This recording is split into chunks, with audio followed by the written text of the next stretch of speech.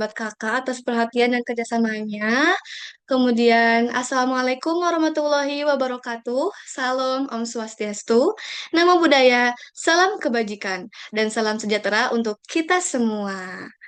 Oke, selamat malam sahabat kakak. Apa kabarnya nih?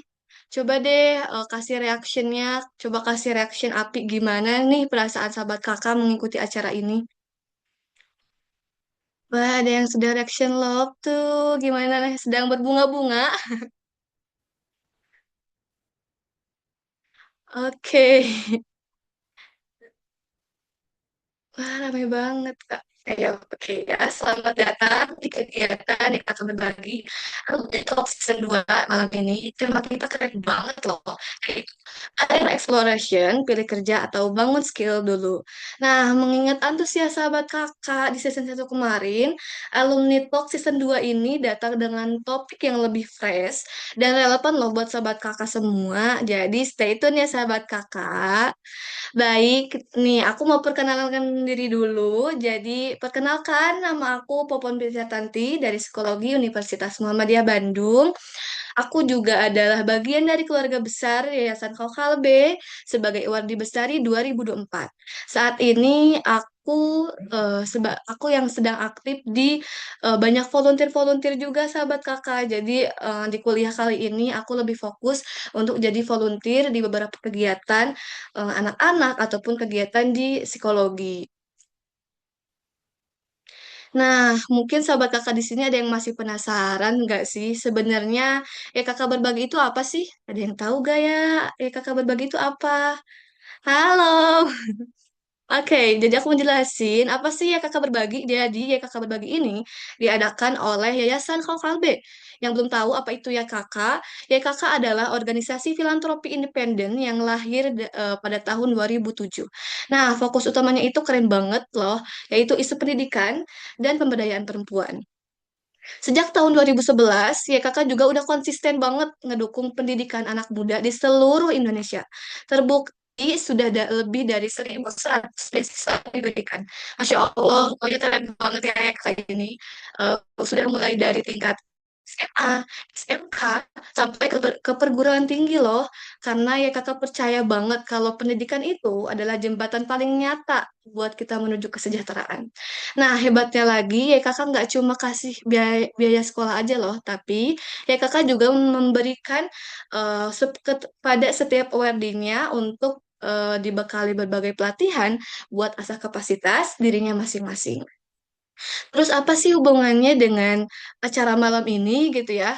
Nah, hubungannya itu adalah jadi YKK Berbagi Alumni Talks adalah program terbaru dari YKK.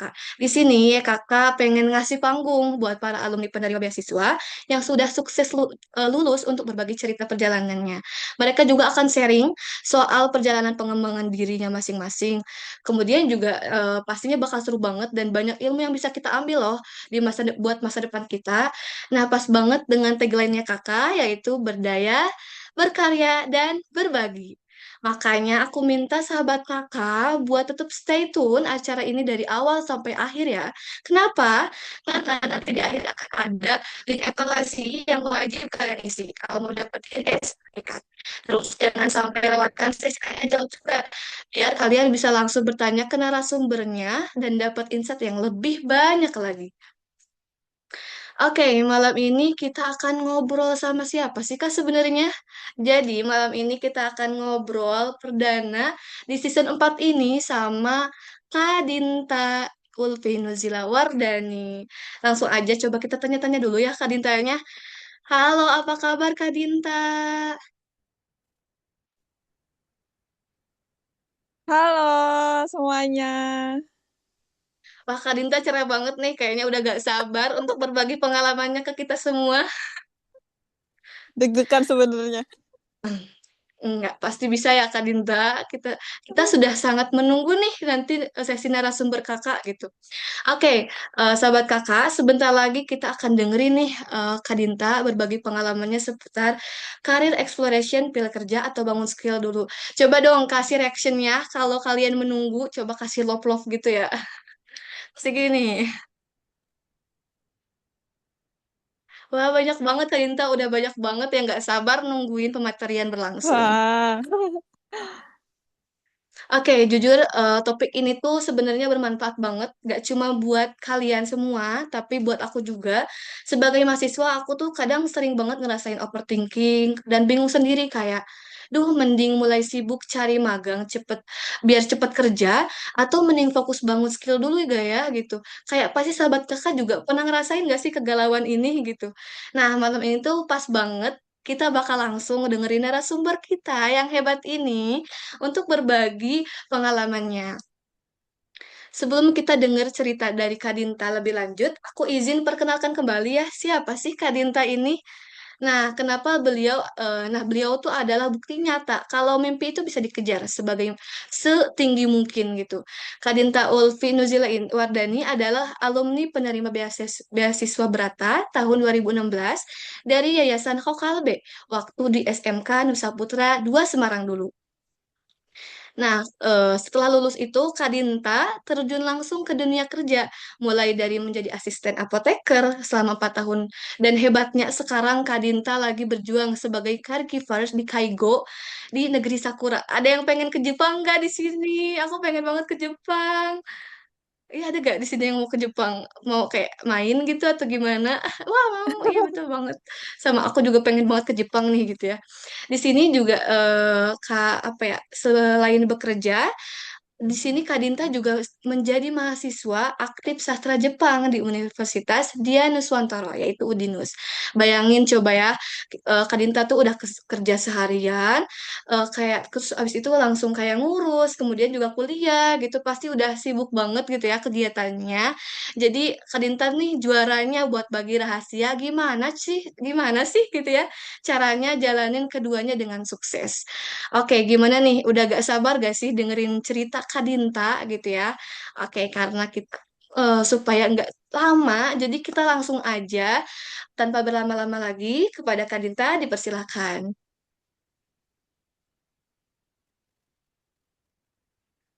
Halo, selamat malam semuanya. Perkenalkan, Malam. malam. Ya, pertama-tama perkenalkan dulu nama aku Dinta Ulfinusria Wardani. Sekarang aku bekerja sebagai kaigo di Jepang, sekaligus sebagai mahasiswa di Universitas Dianuswantoro, jurusan sastra Jepang. Nah, pertama-tama aku mengucapkan terima kasih sebelumnya karena sudah meluangkan waktu untuk hadir di sesi sharing kali ini. Jujur aku sekarang seneng tapi deg-degan juga karena ini adalah pertama kali aku mendapatkan kesempatan untuk berbagi cerita dan pengalaman kepada teman-teman semuanya. Nah, kali ini aku mau sharing nih tentang perjalanan dan kebingungan yang mungkin dirasakan sama teman-teman semua. Tentang apa sih? Tentang pilih kerja dulu atau bangun skill dulu. Nah, semoga sharingku nanti ini bisa relate dan bermanfaat buat teman-teman sekalian ya.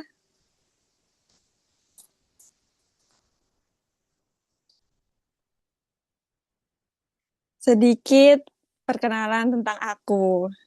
Aku berasal dari Gunung Kidul, Yogyakarta. Nah, di sini teman-teman ada nggak sih yang sama dari Gunung Kidul atau pernah nih main ke Yogyakarta gitu?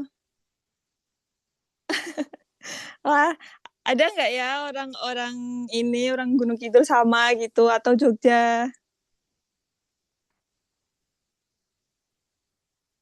Aku pernah main ke Jogja, Kak. Belum pernah ke Jogja. Kayaknya nggak ada ya, Kak. Walaupun nggak ada yang dari Jogja, dari Gunung Kidul mungkin ya. Tapi kalau mendengar kata Gunung Kidul itu kayak semua orang tuh terpaku sama pantai. Karena di sana, ya bener, pantai. Karena di sana tuh terkenal banyak pantai-pantai yang cantik. Nah, aku sekarang kuliah di Udinus, jurusan sastra Jepang, dan kebetulan bekerja di salah satu rumah sakit Jepang sebagai kaigo. Ngomong-ngomong, di sini ada yang pernah dengar istilah kaigo sebelumnya? Belum. Buat yang belum familiar, apa sih Kaigo? Kaigo adalah pekerjaan apa namanya bidang caregiving atau merawat lansia. Nah, dari pekerjaan ini aku belajar banyak hal, bukan cuma soal kerja, tapi juga soal komunikasi, kesabaran, tanggung jawab, dan cara memahami orang lain. Nah, kalau bahas hobi nih, teman-teman, kalau untuk hobi aku hobinya naik gunung. Karena menurut aku naik gunung itu mirip kayak proses hidup juga.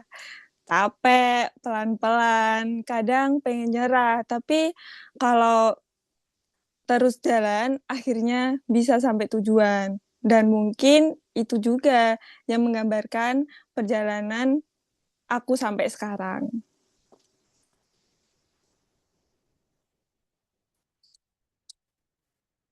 Bisa didaki kan? Iya, Gunung Fuji bisa didaki.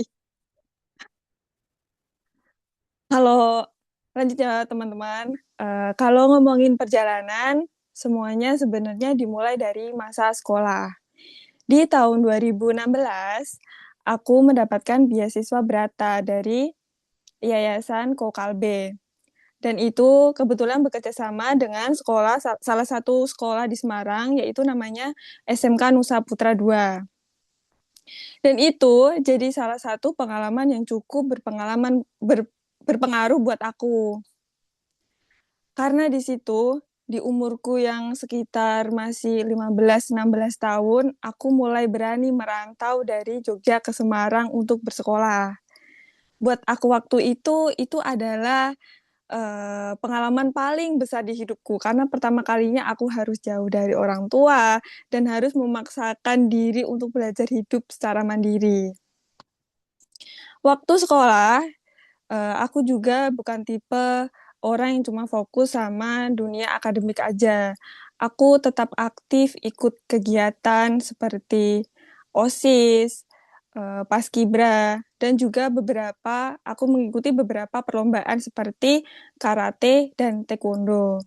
Dan ini ya teman-teman, beberapa foto-foto eh, lomba lomba karate dan taekwondonya. Dari situ aku belajar banyak hal, bukan cuma soal pelajaran, tapi juga soal disiplin, mental, konsisten, dan cara membagi waktu. Walaupun kadang capek harus belajar sambil ikut kegiatan lain, tapi ternyata pengalaman-pengalaman kecil itu justru yang membentuk aku sampai hari ini. Dan mungkin dari situ juga aku mulai sadar kalau berkembang itu nggak selalu harus dari satu jalan saja.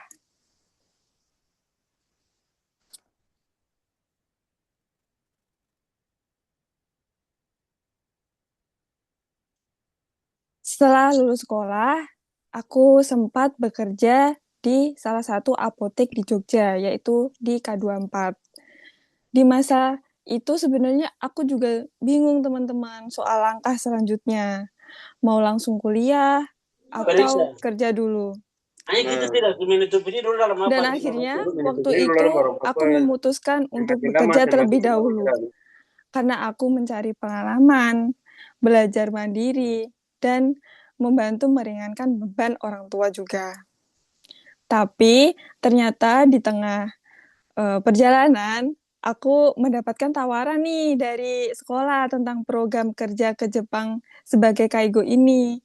Tapi jujur teman-teman, waktu pertama kali aku dengar kata kaigo, aku bahkan belum tahu pekerjaan apa itu kaigo. Bahkan kaigo adalah kata kaigo itu masih asing di telingaku gitu. Tapi karena itu pertama kalinya aku mendapat kesempatan besar untuk bekerja di luar negeri, akhirnya aku memutuskan nih untuk mencoba mengambil kesempatan itu. Lalu aku keluar dari pekerjaan sebelumnya dan mulai mendaftar program kerja ke Jepang ini. Aku kira prosesnya bakalan gampang, mudah. Ternyata prosesnya sama sekali nggak mudah, teman-teman. Aku harus belajar bahasa Jepang lebih dalam, belajar budaya, dan dunia kerja di Jepang, dan mempersiapkan banyak hal lainnya.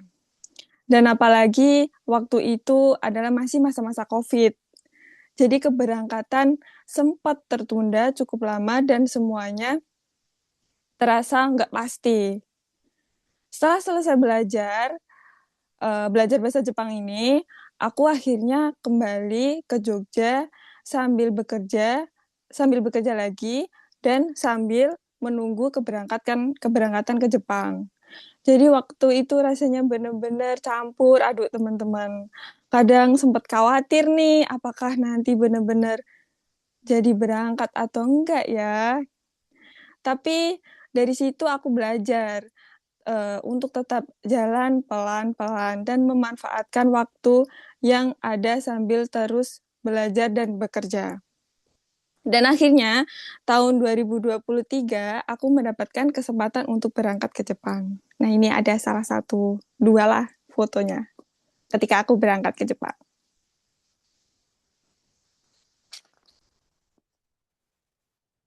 Selanjutnya ini dan akhirnya ini teman-teman, setelah melewati proses yang cukup panjang, aku sampai juga di Jepang. Jujur waktu pertama kali datang ke Jepang rasanya campur aduk banget. Senang, deg-degan, takut, semuanya jadi satu.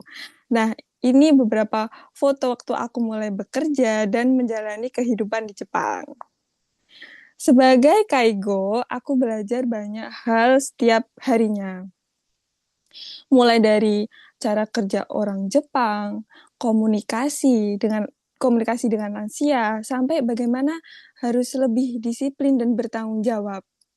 Tapi awalnya tentu nggak mudah ya teman-teman, karena lingkungan, budaya, bahasa, semuanya berbeda dari Indonesia. Tapi lama-lama aku mulai belajar beradaptasi. Dan walaupun kerja, aku juga tetap mencoba menikmati proses hidup di Jepang. Jadi di sela-sela waktu libur atau waktu kosong, aku kadang jalan-jalan nih mencoba tempat baru atau sekadar menikmati suasana di Jepang. Karena aku sadar hidup di luar negeri bukan cuma soal kerja, tapi juga tentang pengalaman dan proses tumbuh. Dari pengalaman ini aku mulai belajar jadi lebih mandiri, lebih berani mencoba hal baru dan hal lebih menghargai proses. Ngomong-ngomong, sebelum lanjut, aku mau tanya sedikit ke teman-teman ya. Eh, Coba kalau menurut kalian lebih penting langsung kerja dulu daripada upgrade skill itu agree atau disagree ya teman-teman?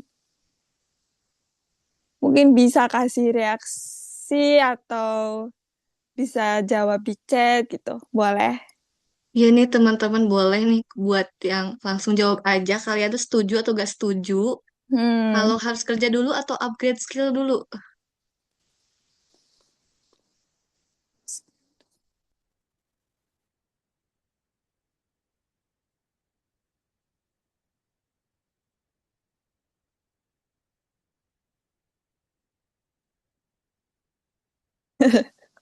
dua-duanya. Eh, dua-duanya langsung. Boleh juga ya macam-macam juga ya jawabannya teman-teman.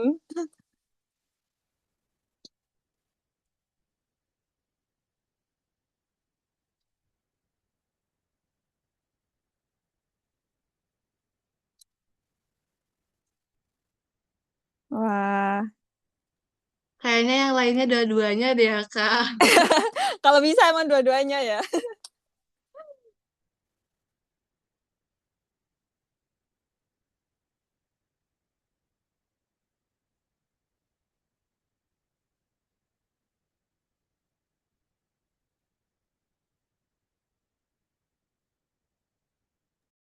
Kayaknya boleh deh, Kak. Yang jawab dua-duanya ataupun ada yang berpendapat, boleh coba diminta buat kasih tahu alasannya. Ya gak sih? Iya, boleh tuh. Atau mau ngobrol langsung juga boleh nih.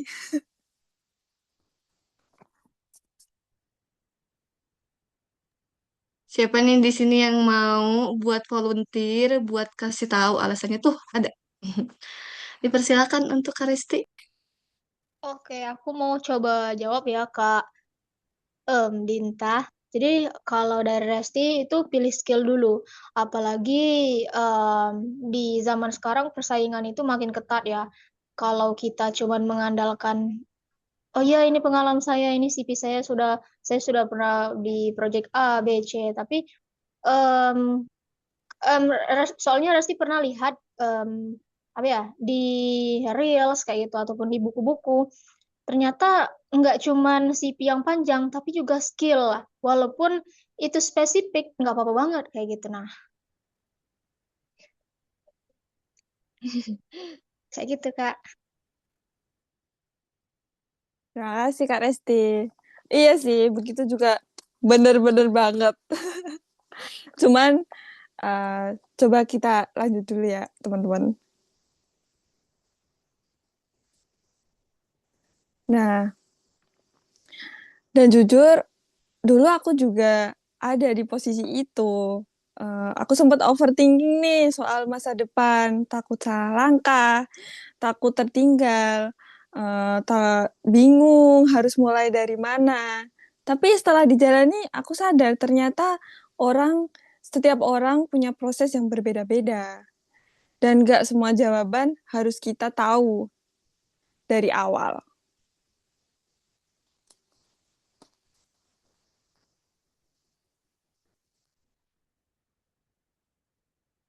Dan setelah aku benar-benar masuk dunia kerja, ternyata ada banyak hal nih teman-teman yang baru aku sadari.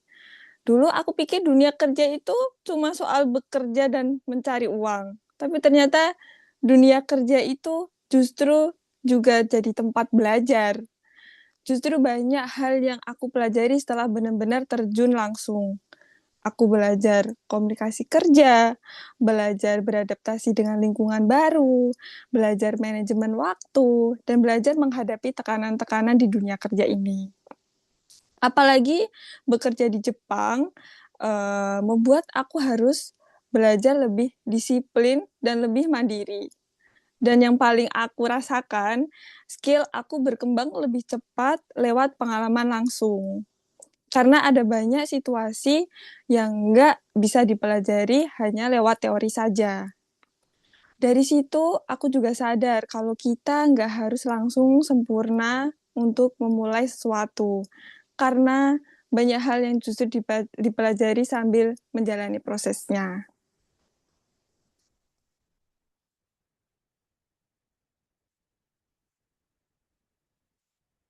Setelah menjalani dunia kerja, terutama bekerja di Jepang, aku mulai sadar kalau skill yang dibutuhkan itu ternyata bukan cuma satu. Awalnya aku pikir yang paling penting itu cuma hard skill. Yang penting bisa bahasa Jepang dan yang penting bisa kerja. Dan memang sebenarnya itu penting. Karena bahasa Jepang membantu aku untuk berkomunikasi, memahami pekerjaan, dan beradaptasi di lingkungan kerja. Selain itu, aku juga belajar berkomunikasi, komunikasi kerja, dan manajemen waktu. Apalagi di Jepang nih, teman-teman. Ketepatan waktu dan cara komunikasi itu benar-benar diperhatikan. Tapi semakin dijalani, aku sadar soft skill juga nggak kalah penting. Seperti adaptasi, disiplin, tanggung jawab, empati, problem solving. Eh, seperti karena di dunia kerja, karena di du- karena di dunia kerja situasi nggak selalu sesuai teori. Ada kondisi di mana kita harus cepat menyesuaikan diri dan mencari solusi. Apalagi kerja sebagai kaigo nih teman-teman, itu kan berhubungan langsung dengan lansia, dengan manusia. Jadi empati dan komunikasi itu penting banget. Dan dari situ aku belajar kalau berkembang itu bukan cuma soal nilai atau sertifikat, tapi juga tentang bagaimana kita menghadapi situasi dan terus belajar dari pengalaman.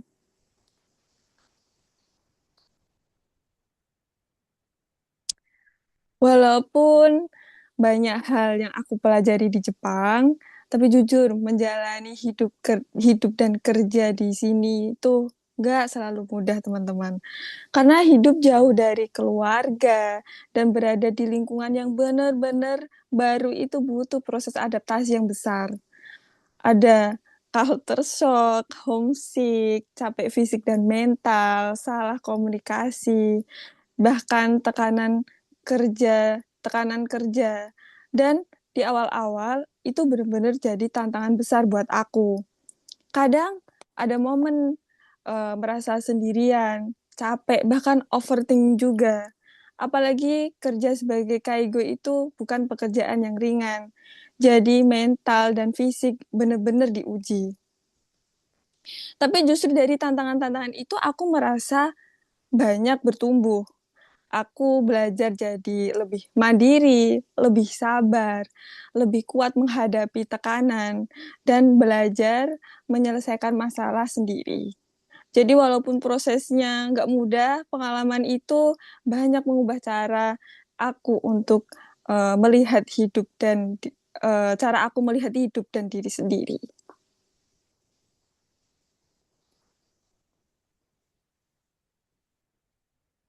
Selanjutnya itu ada hal yang paling mengubahku, teman-teman. Eh, dan dari semua pengalaman itu ada beberapa hal yang paling mengubah diri aku sampai sekarang. Dan setelah menjalani semua proses ini, aku mulai sadar kalau ternyata nggak ada jawaban yang benar-benar sama untuk setiap orang. Ada yang berkembang lewat kuliah, ada yang berkembang lewat kerja,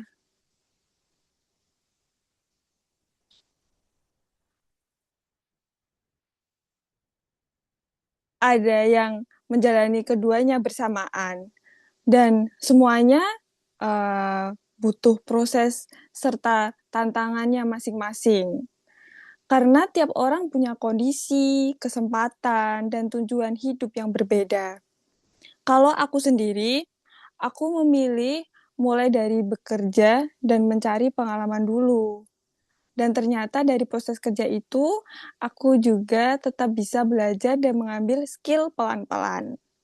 Jadi menurut aku bukan soal harus pilih kerja atau skill dulu, tapi bagaimana kita tetap mau belajar dan terus bergerak di proses yang kita jalani.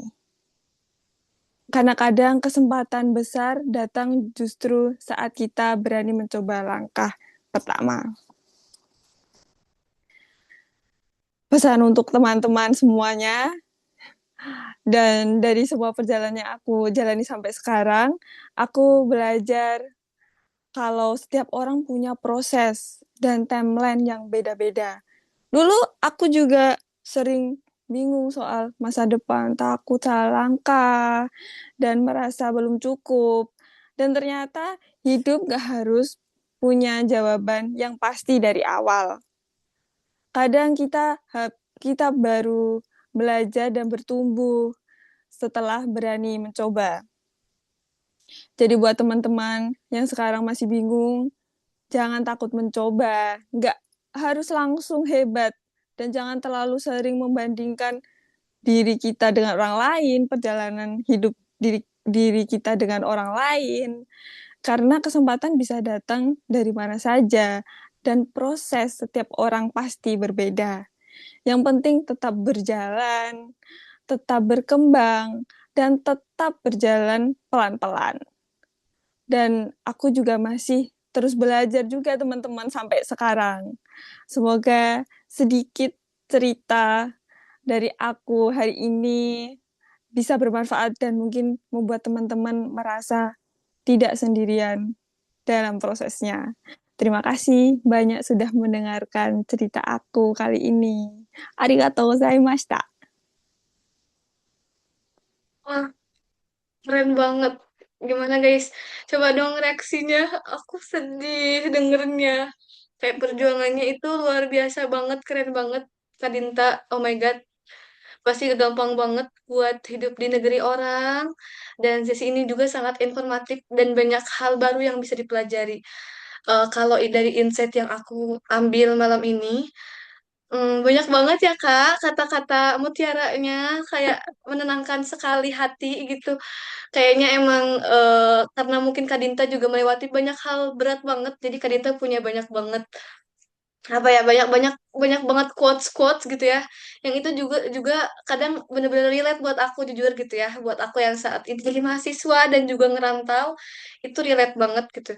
Dari yang barusan aku dengar dari Kadinta, bagaimana perjalanan Kadinta dari ketika Kadinta masih di SMK, kemudian juga akhirnya memutuskan untuk pergi ke Jepang, yang pasti pergi ke Jepang itu gak mudah, kayak banyak banget kekhawatiran, banyak banget ketakutan yang mungkin kakak rasakan, banyak banget kesulitan-kesulitan yang bahkan mungkin orang lain tuh gak tahu, orang terdekat mungkin orang tua aja gak tahu gitu ya kak gitu.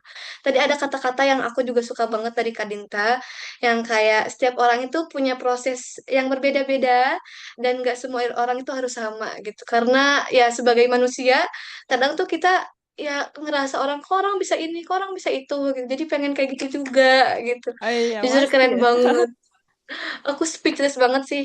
Keren banget, pasti kakak juga udah berpikir dengan secara matang memutuskan untuk bisa ke Jepang, dan di usia kakak yang pada saat itu mungkin masih muda, kakak harus pergi ke Jepang sendirian, dan ketika di Jepang tuh harus sambil kerja, sambil kuliah.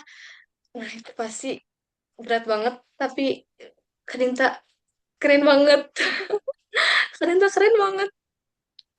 Oke, di sini jadi buat sahabat kakak, tetap stay ya, karena masih ada sesi menarik, tanya jawab, kemudian juga di akhir ada link evaluasi yang dapat diisi untuk mendapatkan sertifikat. Nah, karena supaya nggak berlama-lama gitu ya, kita langsung aja nih masuk ke sesi tanya jawab. Sahabat kakak yang ingin bertanya boleh menggunakan fitur raise hand. Nanti aku akan bantu untuk pandu gilirannya. Tapi sebelum itu, bentar, aku akan menanyakan dulu satu pertanyaan buat Kak Dinta sebelum teman-teman yang lain juga nanya. Oke, aku pengen nanya nih Kak. Tadi kan aku sempat denger nih kalau Kak Dinta tuh lumayan banyak banget nih kayak ada kerja atau sambil kuliah dulu. Kalau Kak Dinta sendiri, kira-kira eh, bagaimana Kak Dinta mau tetap ngejalanin dua hal itu bersamaan gitu. Jadi kayak Kak Dinta kan udah kerja, udah dapat uang. Kenapa mau tetap kuliah? Apalagi sastra Jepang gitu. Kenapa udah capek-capek kerja tapi masih mencapekkan diri ya kan Kak? Ibaratnya kan kayak gitu. Tapi kuliah itu sebenarnya cita-citaku dari kecil. Cuman mungkin sekarang agak berbelok jurusan karena kan dari SMK kan aku sendiri dari jurusan farmasi nih. Nah, cita-citaku dulu tuh menjadi apoteker. Sedangkan malah nasibku membawaku ke Jepang ini.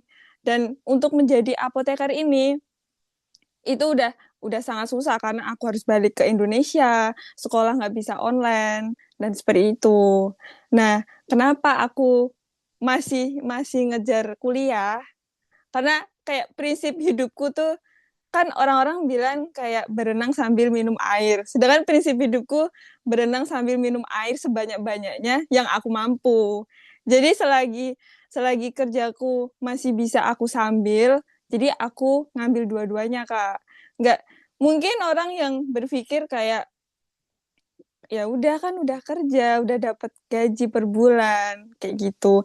Tapi aku merasa nggak puasnya kayak aku nggak bisa untuk berleha-leha. Kalau misalkan aku masih mampu untuk melakukan sesuatu, aku lakukan sesuatu itu. Contohnya seperti aku mengejar kuliah meskipun meskipun berbeda kuliahnya gitu. Seperti itu kakak.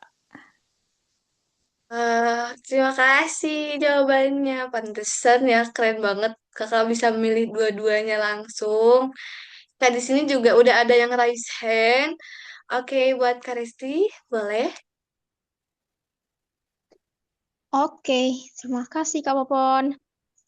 Halo Kak Resti. Halo. Em,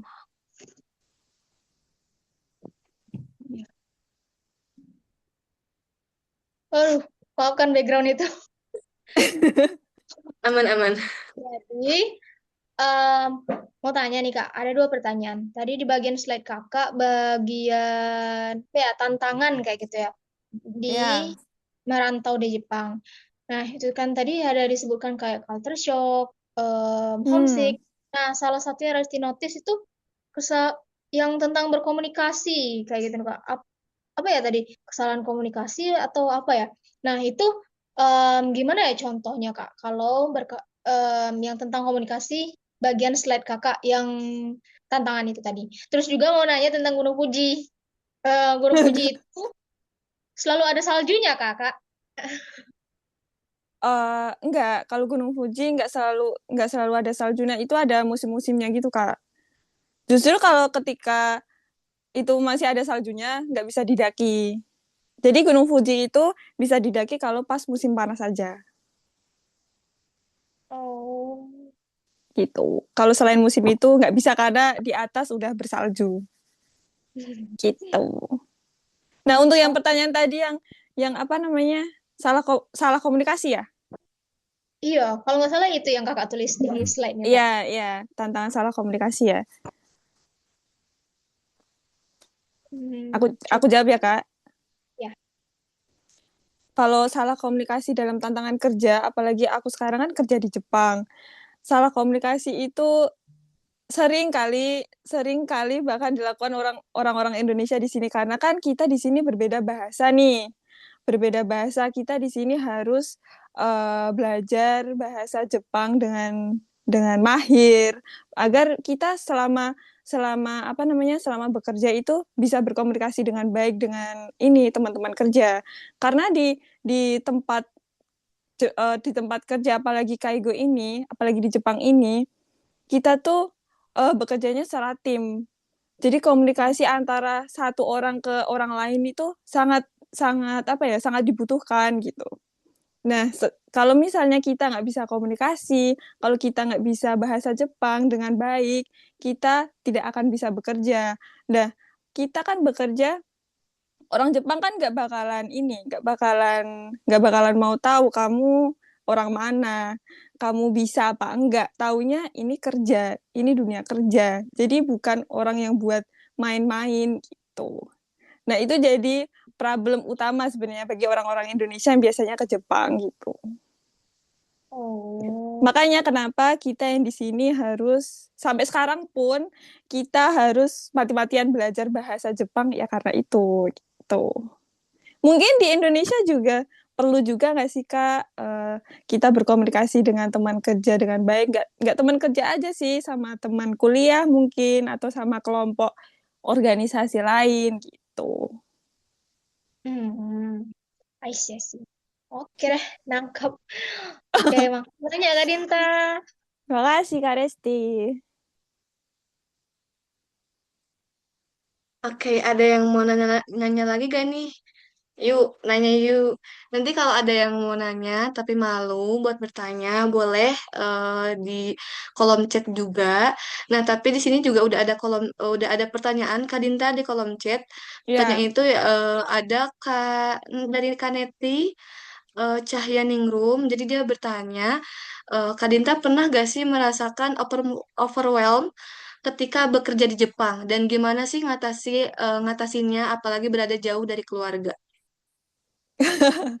itu pasti ya kan.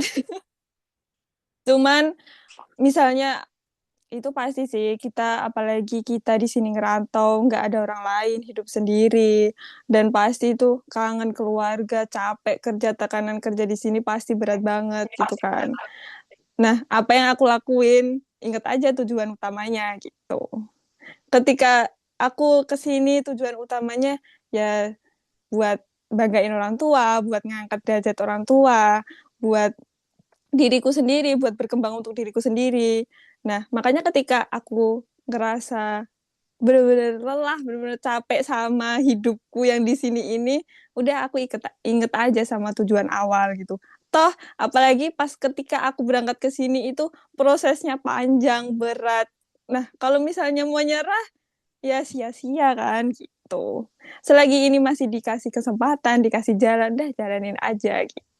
Mungkin kalau misalnya jenuh atau apa, udah keluar dikit aja. Apa namanya, beli apa buat self reward mungkin, atau keluar kemana buat ya buat nenangin pikiran gitu. Gitu. Oke, di sini juga ada pertanyaan juga, Kak. Aku izin bacain ya. Sini ada dari Kak Boleh. Grace. Jadi katanya Kak Dinta mau tanya, ini dulu kakak itu ikut program G2G atau lewat swasta ke LPK begitu Kak? Kalau LPK Hmm. dulu kakak LPK mana? Terus dulu berapa lama kakak bisa lancar bahasa Jepangnya? Dan pertama kali ke Jepang, hal apa yang harus banyak banget ya? Atau mau satu-satu Kak? Boleh, boleh, nggak apa-apa. Dan pertama kali ke Jepang, hal apa yang harus kita persiapkan secara matang untuk menghadapi dunia kerja yang sesungguhnya? Dan menurut kakak, apa saja perbedaan jadi perawat di Indonesia dan di Jepang? Oke, panjang ya. Nah, nggak? Boleh lihat chat aja gitu sambil supaya jawabnya satu-satu.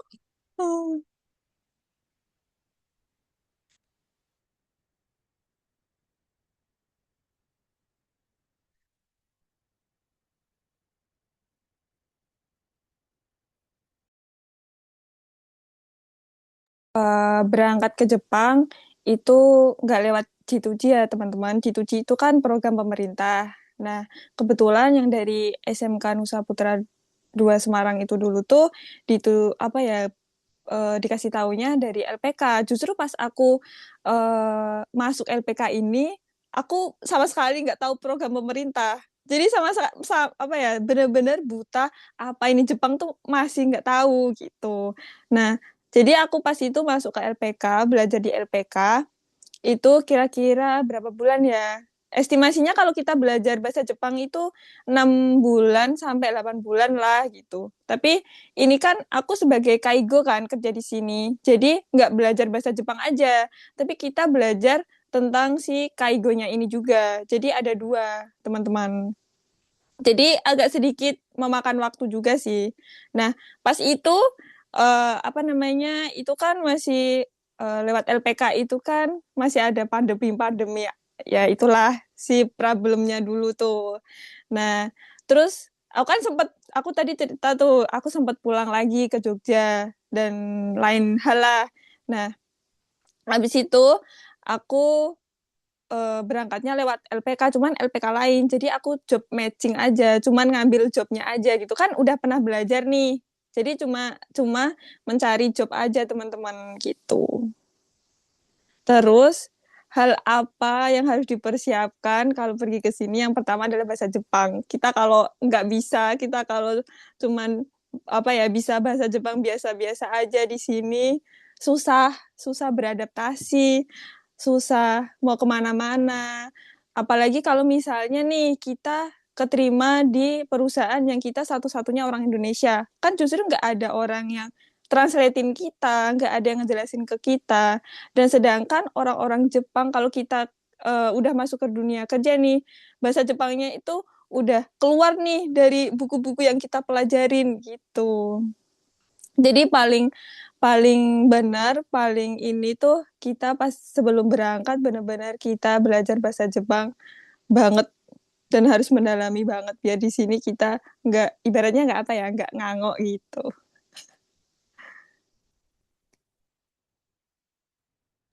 Mau aku bantuin bacain lagi gak Kak pertanyaannya? Boleh.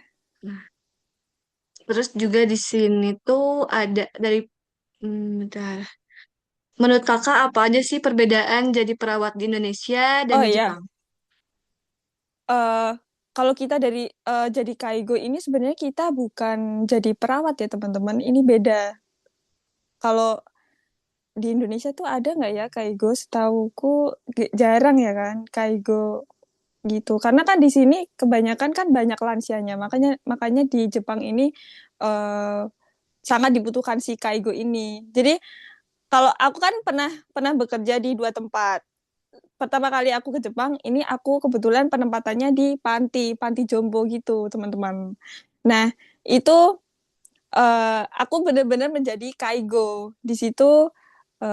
Ya gimana ya? Kita kita kerjaannya perawatan sehari-hari buat lansianya gitu seperti makan, mandi dan kayak gitu. Nah, yang di tempat baruku ini kan aku pindah di rumah sakit. Nah, di rumah sakit ini sama-sama namanya Kaigo, cuman kita lebih ke asisten perawat gitu, teman-teman. Kalau di rumah sakit sebenarnya agak sedikit berbeda. Nah, di rumah sakit ini kebanyakan apa yang dikerjain itu sama si perawat perawat Jepangnya ini. Jadi kita yang kaigo ya cuma ngebantu aja, tapi kurang lebih kerjanya sama seperti ya bantu makan, mandi, kayak bantu ke kamar mandi dan gitu. Oh, oke oke. Wah, gimana Kak Grace kejawab gak pertanyaannya? Kak, kan ada yang mau ditanyain lagi gitu. Semoga. Aku aja. Halo Kak Ah, Dita, terima kasih ya untuk jawabannya. Perkenalkan, Halo, aku Grace, aku mahasiswa keperawatan yang saat ini udah semester 6. Kebetulan aku juga mau berkarir ke Jepang sama kayak Kak Dinta. wah, Iya, tapi sayangnya dari tadi aku telat join Kak karena baru selesai doa rosario. Jadi aku mau nanya Kak, kebetulan aku juga ini mengikuti beberapa konten kreator di TikTok yang bekerja di Jepang. hmm. Dan ini sama halnya seperti yang Kakak katakan tadi bahwa mereka menjadi kaigo yang merawat lansia. Nah, di sini pertanyaannya aku, kira-kira bagaimana caranya agar kita bisa bekerja di rumah sakit, Kak? Sama seperti Kakak jadi asisten perawat. Gitu, Kak. Terima kasih. Kalau sebenarnya bisa juga sih. Sebelumnya aku mau tanya Kak, ini Kakak kan mau ke Jepang, tapi udah proses atau baru mau ke Jepang atau gimana? Baru mau, Kak. Soalnya lagi cari-cari LPK Oh, juga. Iya. oh, gitu. Kalau misalnya berangkat dari Indonesia, kita agak susah ya. Kayak misalnya kita langsung ke rumah sakit gitu. Jarang banget kayak semisal rumah sakit langsung menerima orang yang ibaratnya kan kalau dari Indonesia kan belum ada sama sekali belum ada pengalaman nih di bidang kaigonya gitu. Nah, kebanyakan kita tuh kalau dari Indonesia kebanyakan kayak dulu aku di panti. Tapi panti di sini kan macam-macam ya, ya Kak. Nah, kalau misalnya di udah di Jepang terus pindah, kita cari job rumah sakit itu bisa. Itu banyak banget malah gitu. Cuman mungkin kalau misalnya dari Indonesia langsung dapat rumah sakit itu agak sedikit susah karena kebanyakan rumah sakit dia meminta yang udah ada pengalaman kaigo berapa tahun kayak gitu. Oh, alah. Oke, terima kasih, Kak Dinta. Sehat selalu. Semangat Terima kasih selalu. Kak Grace. Ya.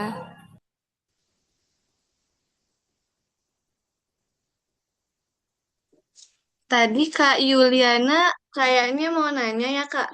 Boleh dong nggak apa-apa sok eh, ditanyakan aja. Gak usah malu-malu. Terima kasih kesempatannya. Dengar suara saya? Dengar Kak Yuliana. Terdengar Kak. Oke, baik. Makasih ya untuk kesempatannya. Saya suster Katolik. Ya, keren banget ya Kak Dita untuk pengalamannya. Ah, kita dari susteran juga ada utus beberapa anak untuk kerja di Jepang. Tapi Hmm. bagus punya pengalaman. Nah, kelima anak yang dikirim ini memang sih itu kerjasama dengan seorang dokter Jepang karena ini lima anak ini khususnya mau belajar di Jepang soal penyakit kusta gitu. Jadi mau tanya nih Kak Dita di Jepang bagian mana ya? Tempatnya Ya, di bagian Chiba, masih Kochi. dekat ya masih dekat Tokyo sih. Oh ya, kelima teman kelima Mahasiswa yang diutus ini mereka di Tokyo katanya mereka masih balik lagi. Itu tadi soal bahasa ya. Soal bahasa itu memang sangat penting sekali ya. Mereka sekarang kayaknya masih di Singapura, masih belajar lagi bahasa, tapi kayaknya bulan depan sudah pada berangkat. Tapi bagus ya pengalaman Dinta di Jepang, berani, mentalnya oke lah, berani lawan ego gitu ya, Iya, melawan ego banget ya. untuk bertahan gitu dari pengalaman tantangan yang diseringkan tadi. Bagus banget, keren. Ini saya ikut ini karena supaya saya tahu kira-kira pengalaman apa sih di Jepang itu, karena kita mengutus kelima anak-anak ini memang mereka mereka sangat dibutuhkan di sana. Nah, kita Indonesia kan soal bagian penyakit kusta, apalagi kami memang salah satu rumah sakit kami bagian menangani para lepra ini yang dikatakan penyakit-penyakit sulit disembuhkan. Nah, katanya di Jepang itu ada itu bisa menemukan obatnya untuk kesembuhan mereka. Seperti itu.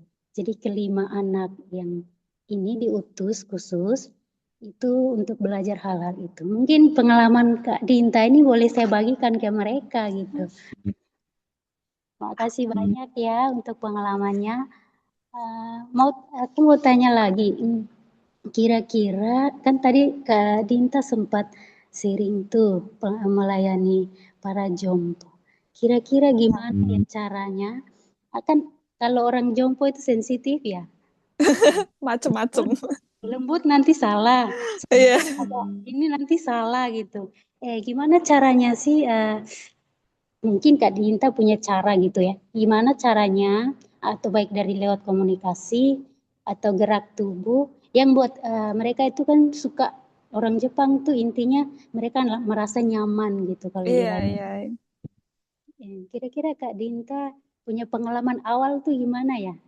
Sehingga membuat mereka itu bisa merasa nyaman gitu. Kalau untuk itu sebelumnya kan aku kan bukan seorang perawat ya Kak. Jadi aku tuh farmasi yang kebetulan kerjanya cuma taunya obat. Nah, tiba-tiba melenceng ke jurusan si Kaigo ini. Nah, pertama kali aku waktu di Jepang ini, aku juga masih nggak tahu. Kan sebelumnya pas belajar di LPK kan bener-bener sesuai buku aja nih, nggak tahu gimana, ketemu sama lansia langsung gimana, ketemu orang Jepang apa ya harus kayak gimana gitu masih belum tahu. Nah, justru yang pas aku sampai di Jepang ini, pas udah sampai di Jepang ini langsung aku ibaratnya banyak belajar sama teman-teman yang kerja di Jepang ini, teman-teman dari panti ini, gimana sih cara ngadepin si mbah-mbahnya ini gitu. Ada yang gampang ngamuk, ada yang gampang jatuh. Nah, kayak gitu tuh kalau aku sendiri, aku caranya tanya sama orang Jepangnya, ini kebiasaannya gimana? Kayak kalau misalnya dia keadaan misalnya marah tuh harusnya diapain? Biasanya kalau di Jepang tuh udah ada cara-caranya gitu. Nah, itu nanti sama leadernya yang Kaigo ini, yang di panti ini nanti dikasih tahu kayak gini caranya gitu. Cuman kita kan moodnya jadi orang kan naik turun. Kadang-kadang kan seperti itu. Tapi kita bekerja Kaigo, kita harus jadi orang yang sabar, nggak boleh marah, harus harus tenang, harus menenangkan orang. Padahal kita aja juga pasti capek kayak gitu. Cuman dari Kaigo ini, ya ini aku belajar menjadi orang sabar ngadepin orang gitu. Kan dulu kan karena aku nggak pernah punya pengalaman jadi perawat ngerawat orang, tiba-tiba ya ini. Nah itu gara-gara kerja ini justru jadi punya pengalaman banyak, jadi belajar, jadi bertambah ilmunya gitu. Makasih banyak Kak Dinta untuk sharing pengalamannya. Sebelumnya aku pengen nanya nih, Kak Apa Yuli Kak? itu dari mana nih Kak Yuli? Asal NTT, daerahnya? NTT. NTT. Oh, dari NTT. Oke, Jadi, terima kasih untuk pertanyaannya.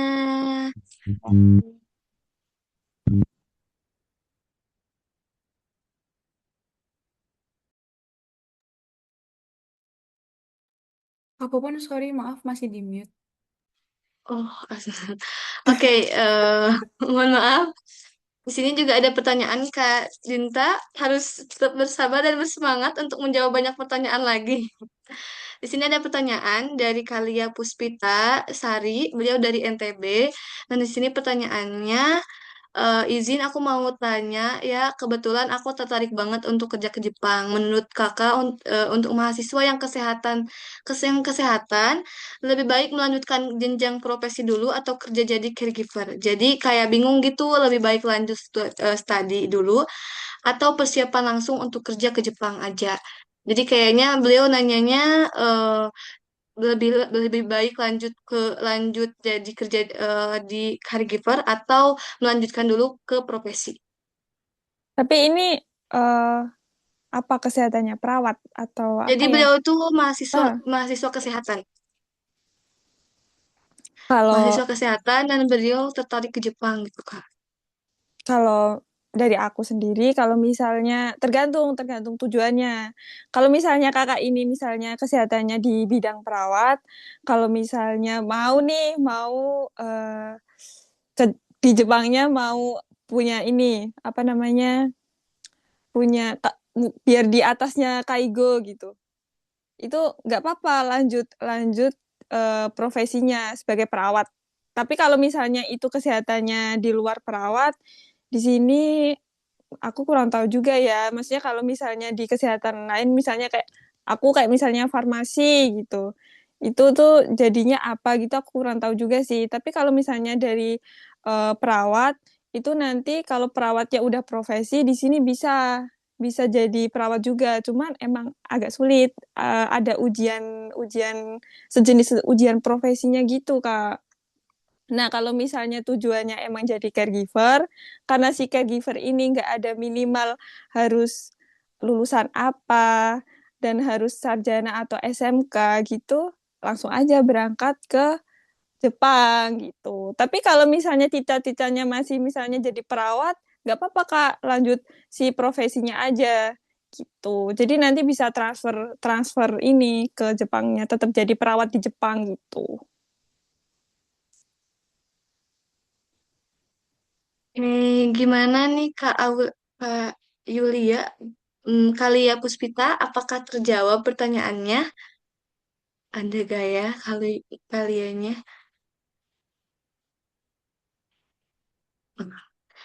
Sudah, terima kasih ya Kak, membantu banget jawabannya. Sama-sama. Oke, ini ada juga Kak pertanyaan dari Kak Evalia. Mm. Kak, aku mau tanya, buat kerja di Jepang untuk urus administrasi dan persuratan itu susah gak sih Kak? Atau ada gak sih lembaga yang bisa bantu kita urus administrasinya? Bisa banget. Kita kalau misalnya berangkat ke Jepang, kita nggak bisa berangkat secara mandiri itu nggak bisa. Pasti ada lembaga yang emang ngurus berkas-berkas kita gitu. Kalau misalnya kita lewat LPK, kita lewat LPK itu LPK-nya yang ngurus. Kalau kita langsung ke lembaga yang kerjasama sama si perusahaan yang di Jepangnya, itu ada per orangnya Kak, yang nanti yang ngurus juga gitu. Jadi pasti semuanya itu bakalan dibantu sih. Cuman mungkin kalau misalnya kita sendiri paling kita ngurusin kayak sejenis paspor kayak gitu aja. Wah, oke. Nih, gimana Kak Evalia? Apakah sudah terjawab? Udah Kak, makasih jawabannya. Sama-sama. Oke, tapi aku ada satu pertanyaan lagi. Ada pertanyaan Ada dulu ya. dari Kak Carla, beliau dari Jakarta. Ini katanya mau tanya dong Kak, Kakak udah berpengalaman nih. Kalau kita mau belajar bahasa Jepang tuh kita mulai dari mana ya? Dari mana dulu gitu? Belajar bahasa Jepangnya. kalau benar-benar dari nol, kita belajar dari hurufnya dulu gitu. Kan kalau bahasa Jepang kan hurufnya beda ya, enggak ya kayak kita ABC gitu. Nah, pertama kita hafalin si namanya hurufnya ada hiragana, katakana. Nah, itu dihafalin dulu, berawal dari itu dulu. Gitu, Kakak. Gimana Kak Karla? Apakah terjawab?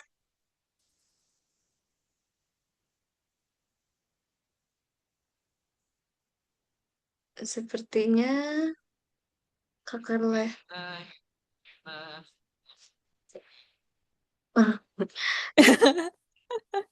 apa perbedaan hiragana dan katakana katanya Kak? Apa ya perbedaannya?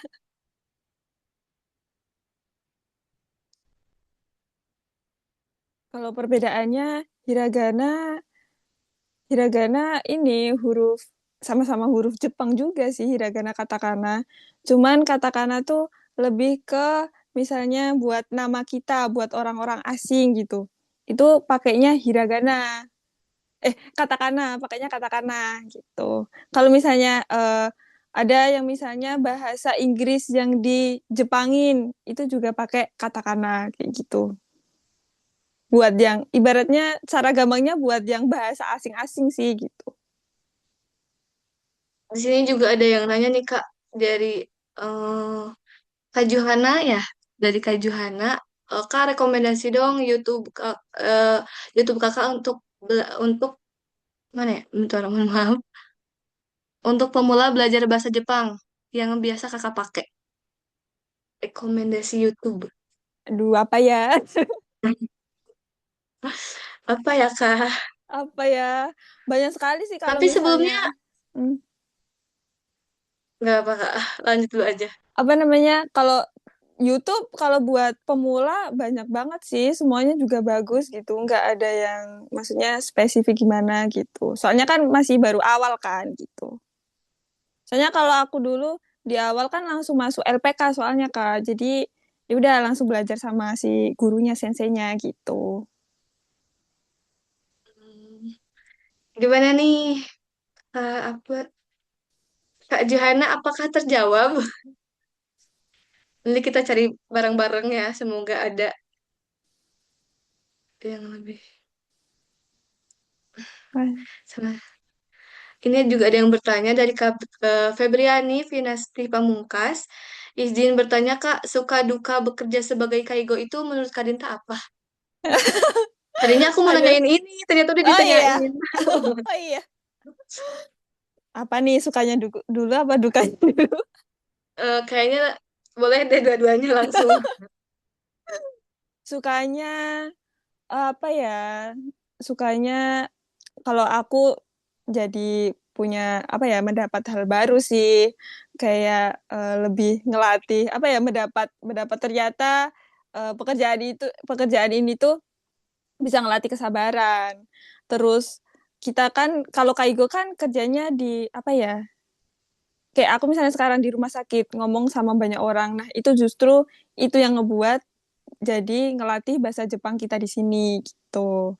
Nah, kalau dukanya kayaknya banyak sih sebenarnya. Cuman dukanya lebih ke capek aja sih kakak-kakak kayak apa namanya kita harus apa ya harus beradu sama emosi diri kita sendiri, tapi kita harus ngehandle emosi orang lain nih gitu. Apalagi para lansia ini emosinya udah nggak kekontrol banget kan. Tapi kita yang harus ngerti, kita yang harus nenangin, kita harus yang ngejagain gitu.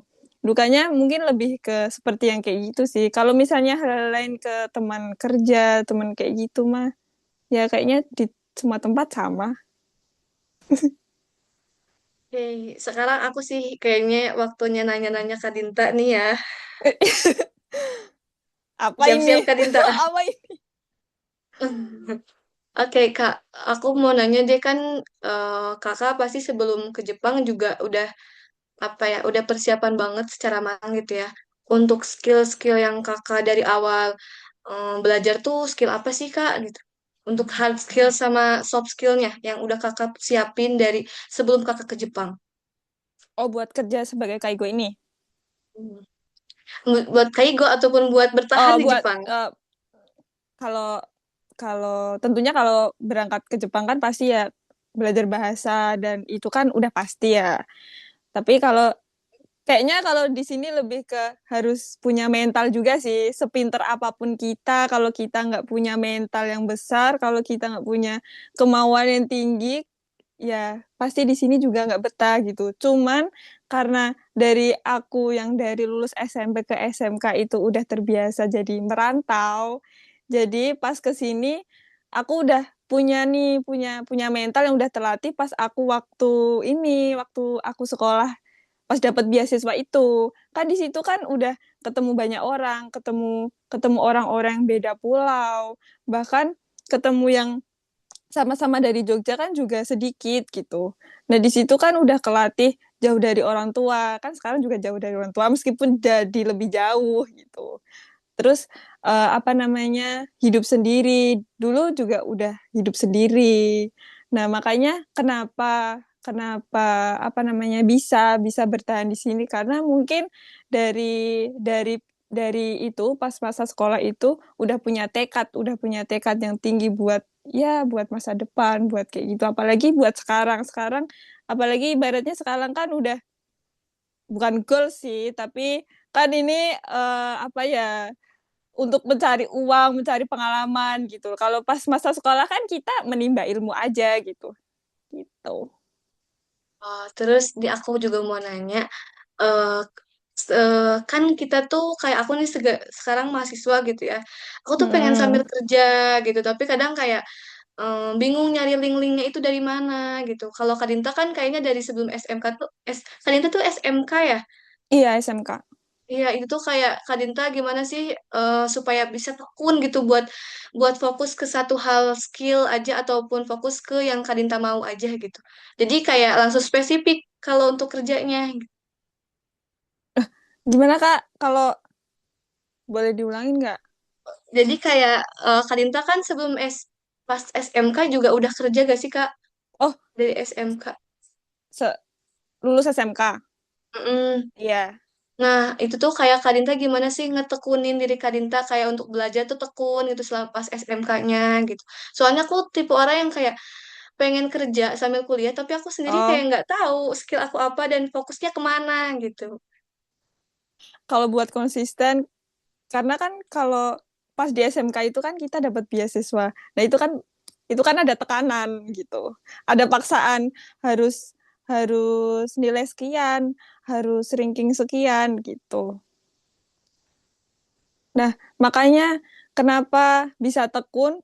Ya sampai sekarang makanya harus ditekan-tekan nih diri ini. Kalau kita nggak apa ya ibaratnya kita nggak stres, nggak ada yang dipikirin, kita nggak ada yang di apa yang mau dicapai, kita malah bingung sama diri sendiri gimana ya, gimana caranya buat ini ya gitu. Kayak sekarang kalau misalnya aku mikirin cuman alah kerja udah capek, alah udahlah buat istirahat aja gitu itu aku mikirnya itu nggak ngelatih apa-apa nggak bakal jadi apa-apa gitu makanya aku paksain aja aku kuliah aku paksain aja aku ikut ini pokoknya ada waktu luang aku kasih aja entah apa itu kegiatan yang positif gitu karena kalau misalnya kita awalnya kita bakalan terpaksa tapi lama-lama kan kita jadi terbiasa gitu nah pas kita udah terbiasa itu tuh kalau misalnya ada waktu kosong kita nggak ngapa-ngapain. Nah, di situ kita baru kepikir, kok nggak enak ya gitu.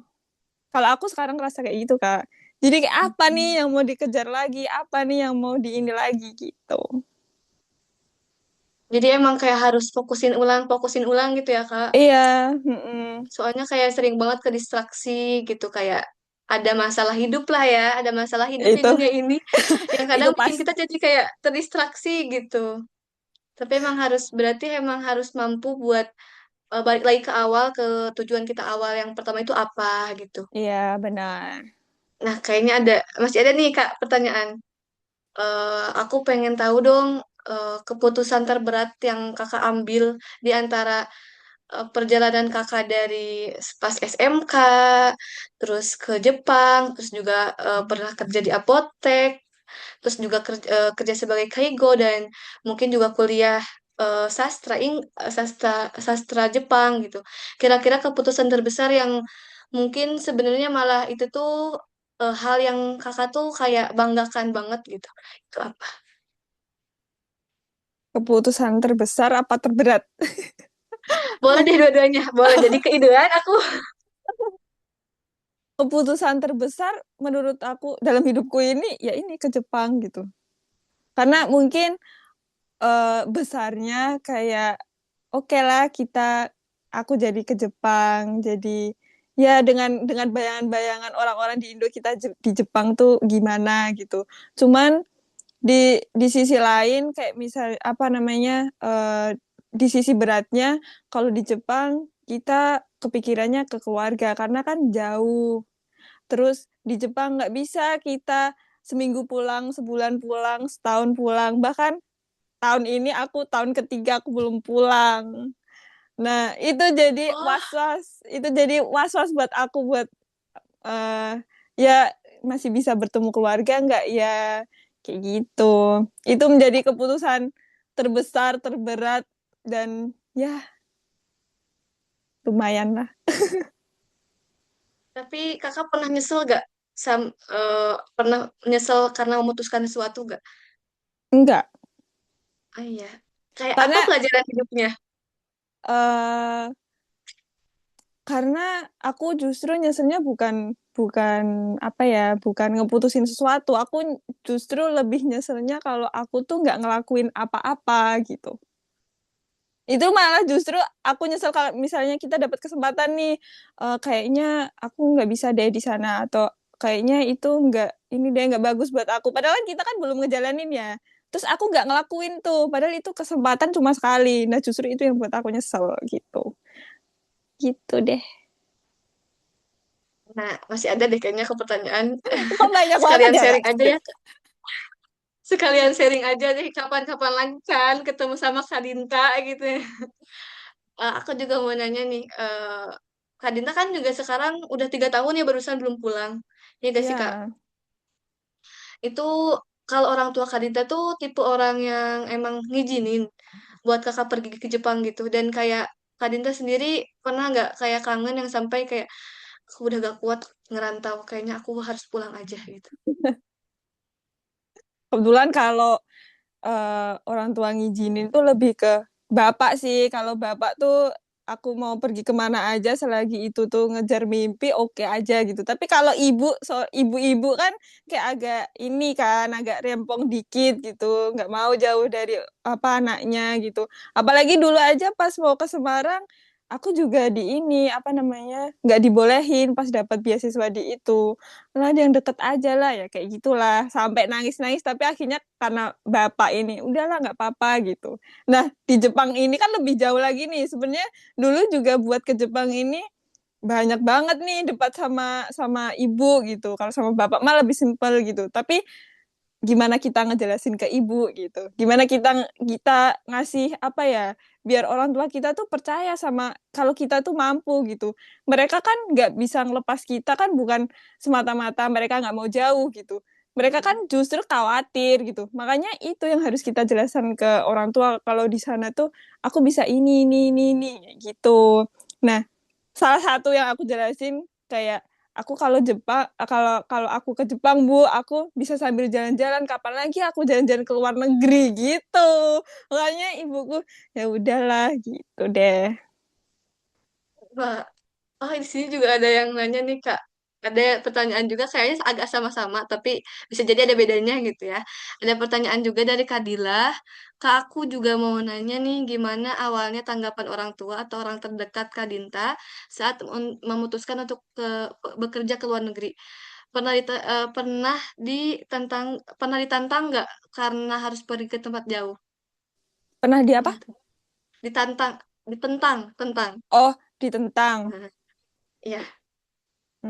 Kebetulan aku dapat orang tua yang enggak maksudnya eh kalau bapak sama orang tuaku itu kalau misalnya buat apa ya buat masa depan buat hal-hal positif itu apalagi kita masih muda ya kan justru ya meskipun kita perempuan cuman orang tua tuh selalu bilang kayak udah kemana aja gitu. Kejar apa yang kamu mau gitu.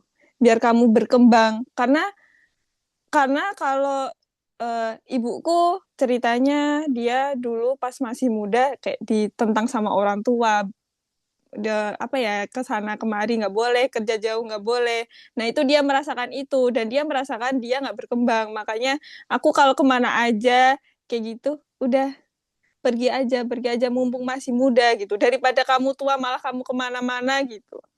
Katanya seperti itu. Jadi kayak selagi masih muda, udah lakuin apa yang kamu bisa gitu. Apalagi yang kayak sekarang aku eh, kuliah, aku ini itu, orang tua aku udah support aja gitu. Aku nambahin deh. Tapi pernah homesick gak Kak? Kayak homesick gitu. Kan pasti ada rasa kayak sedih atau gimana ketika misalnya kayak perlakuan-perlakuan di kota lain. Itu kan pasti banyak hal yang bikin Kakak sedih, bikin Kakak sakit hati gitu. Pasti kan ada saat-saat homesick. Nah, saat-saat homesick itu kayak Kakak punya dukungan orang-orang sekitar gak di sana gitu. Terus kayak Kakak gimana sih nyembuhin rasa homesick itu gitu. Kalau aku sendiri, soalnya aku tipe orang yang ngabarin orang tua tiap hari. Jadi kita video call tiap hari nih. Jadi ya, meskipun homesick, Ah, tapi tahu kayak ya meskipun kita cuma video call ya, tapi kita tahu di rumah tuh kenapa aja. Terus mereka juga tahu aku di sini ngapain aja gitu. Jadi aku sempetin tiap hari tuh ada waktu di mana aku harus video call orang rumah gitu. Jadi buat oh. homesick, mungkin di awal-awal ya, pas baru pertama kali sampai Jepang tuh ngerasa jauh banget. Apalagi ngelihat peta tuh, jauh banget nih. Jepang ke Jogja kayak, gitu. Tapi lama-lama kan karena ya udah terbiasa, terus setiap hari video call, jadi biasa aja. Gitu. Oh, berarti emang mental Kadinta cukup keren banget sih. Aku aja cuman ke Bandung gitu ya. Ini aku ke Bandung doang, Kadinta. Aduh, aku gampang banget homesick lagi. Kayak dikit-dikit homesick, dikit-dikit ngerasa kayak dunia ini berat banget. Padahal kayaknya ya sebenarnya semua orang juga punya ujiannya masing-masing gitu ya. Pasti, iya. Oke deh, aku pengen yang terakhir karena eh,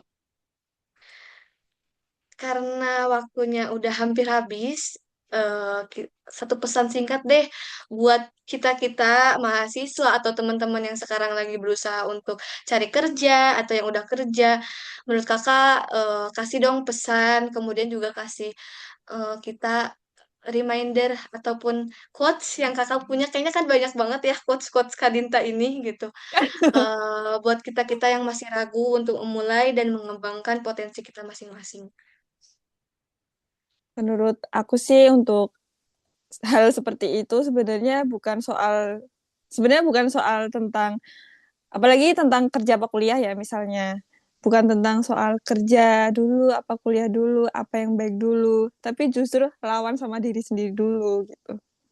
Kita lawan aja sama ego-ego kita, males-males kita. Sebenarnya kuncinya itu bukan masalah orang lain dapat ke sini, dapat ini, dapat jalan ini, terus ngikut kayak gitu. Sebenarnya apa yang kita dapetin sebenarnya tuh ya apa yang kita lakuin gitu. Kayak kita misalnya bisa ngelawan diri kita sendiri, bisa ngelawan malas kita sendiri, bisa percaya sama diri kita sendiri, mau apapun jalan yang kita pilih, menurutku bakalan sukses-sukses aja gitu. Jadi emang kita harus tetap berani mulai meskipun takut, meskipun kita gak berani gitu ya, Kak. Iya, nggak usah takut Ah, ya, meskipun takut tapi nggak usah takut gitu, mulai aja, jalanin aja gitu, percaya aja sama apa yang kita ambil. selamat malam, Oh, Pembangwa. Konbang eh, wah. Saya dari Jakarta. itu ada yang mau nanya. Iya, boleh maaf ya diiniin Boleh, Kak, tapi percakapannya. ya, tadi siapa Saya, namanya, Kak? saya Hadijah. Oh ya, boleh. Iya, Eh, maaf banget ya. Penasaran sih dari tadi dengerin aja, tapi belum tahu nih kapan waktunya mau ini kan. Takutnya habis waktunya ya. Ini mau nanya sama Dinta. Alasannya dari LPK dulu ataupun sebelumnya eh, ada gambaran kenapa memilih pekerjaannya sebagai kaigo atau perawat. Padahal kan kalau dari LPK tuh banyak ya pekerjaan yang ditawarin ya dari situ, begitu. Ya.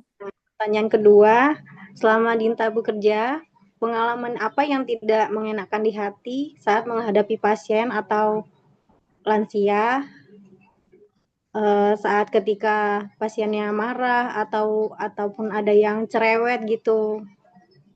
Nah, udah itu aja sih. Oke, makasih. Terima kasih, Iya, Kak. sama-sama. Tadi siapa sih namanya, Kak? Aku lupa lagi. Kakak Hadijah. Oh, Kak Hadijah. Hadijah dari Jakarta ya? Iya. Ah, oke. Boleh dijawab, Kak Dinta. Pertanyaan terakhir. Kenapa memilih Kaigo? Karena LPK yang aku buat ini buat buat apa namanya buat belajar kan itu disalurin dari sekolah yang aku dapat beasiswa itu tuh dari SMK Nusa Putra 2 itu. Nah, itu tuh LPK-nya cuma khusus Kaigo. Jadi pas aku masih buta-butanya Jepang, jadi taunya cuma Kaigo. Di situ nggak ada job-job lain. Tapi di sisi lain, kalau misalnya aku disuruh milih pun, aku bakalan milih Kaigo. Kenapa? Karena di Kaigo kita kerjanya nggak di luar ruangan. Kita kerjanya enak, maksudnya panas nggak kepanasan, dingin nggak kedinginan. Terus di sisi lain, yang dapat aku ambil kalau misalnya ambil si Kaigo ini, aku belajar banyak tentang bahasa karena di sini di Kaigo kita kan apa ya ada beberapa pekerjaan yang kita nulis laporan, kita baca apa namanya baca laporan-laporan si pasien-pasiennya ini. Nah, justru itu yang jadi ngembangin eh, tingkat bahasa Jepang kita gitu. Terus apa tadi pertanyaan kedua? Boleh diulang, Kak, pertanyaan keduanya. Pertanyaan keduanya, selama pengalaman Oh iya, kerja, hal yang nggak apa yang mengenakan, bikin sakit hati. mengenakan dan cara menghadapinya pasien misalnya ataupun orang yang di lingkungan kita marah atau cerewet terhadap kita begitu. Kalau hal yang nggak mengenakan itu kita nggak ngapa-ngapain tapi pasiennya marah-marah. Tapi kan marah-marahnya orang Jepang kan bener-bener kita yang dimaki-maki padahal kita nggak ngapa-ngapain nih gitu. Nah, itu awal-awalnya bikin sakit hati, bahkan bikin sedih atau kayak bikin nggak betah buat kerja. Cuman karena lama-lama tahu ternyata di dalam pekerjaan Kaigo ini ya itu yang harus kita hadapin, itu yang harus kita jalanin emosi-emosi orang-orang lansia, terus perilaku perilaku yang mereka kadang ada sedikit ngamuk atau kadang pernah aku dicubit sedikit atau seperti itu. Cuman ya kembali lagi ke kita sendiri sih buat sabar buat itu gitu. Cuman kalau sekarang udah biasa aja, udah tahu gimana cara ngadepin, udah tahu gimana cara nanganin orang-orang seperti itu gitu, Kak. Gimana, Kak Khadijah? Apakah terjawab? Iya, paham. Oke, terima kasih sudah Makasih. bertanya. Terima Oke, kasih. sesi tanya jawab sudah selesai. Sekali lagi terima kasih untuk Kak Dinta. Sahabat kakak kita tuh udah banyak banget ya dapat cerita dan pengalaman seru dari Kak Dinta. Setelah ini harapannya aku dan sahabat kakak mulai untuk bisa lebih fokus bangun skill atau emang mau nyari pengalaman kerja dulu sesuai dengan minat kita masing-masing. Nah, sekarang saatnya kita masuk ke foto bersama. Jadi untuk sahabat kakak semua, sebelum kita berpisah dengan Kak Dinta, kapan lagi loh kita foto sama Kak Dinta? Dan sahabat kakak semua di sini, yuk coba abadikan momen bersama dan untuk jadi kenang-kenangan kita di Alumni Talks episode 4 kali ini. Buat sahabat kakak yang belum on cam, yuk on cam ditunggu 1 sampai 3 ya. Kalau belum on cam kita langsung foto aja ditinggalin.